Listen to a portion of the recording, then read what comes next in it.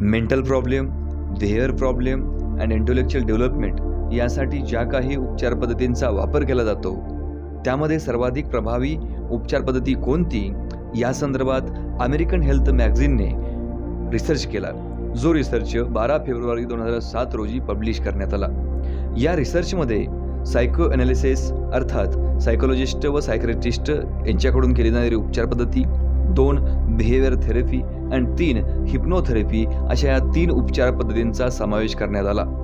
ज्यामध्ये त्यांना असं आढळून आलं की सायको ॲनालिसिसमध्ये जवळजवळ 600 वेळा सेशन घेतल्यानंतर त्यांना रिकव्हरी फक्त 38% आढळून आली.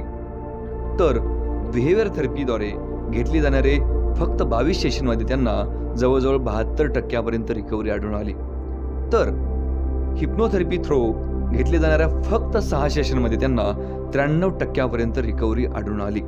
अर्थात सायको ॲनालिसिस, बिहेवियर थेरपी आणि हिप्नोथेरपीमध्ये सगळ्याधिक कमीत कमी वेळात अधिकाधिक परिणाम करणारी आणि रिझल्ट देणारी त्यांना हिप्नोथेरपी असल्याचं त्यांना स्पष्टपणे जाणवलं आणि आढळून आलं. परंतु अनेक नागरिक व पालक अज्ञानापोटी जुन्याच पद्धतीने अर्थात सायको ॲनालिसिसमध्येच प्रयत्न करत राहतात, जिथे त्यांना वर्षानुवर्ष अपेक्षित रिझल्ट मिळत नाहीत.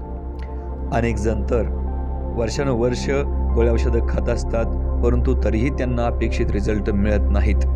कारण समस्या मनामध्ये आहे, तर उपचारसुद्धा मनावरच करावा लागेल.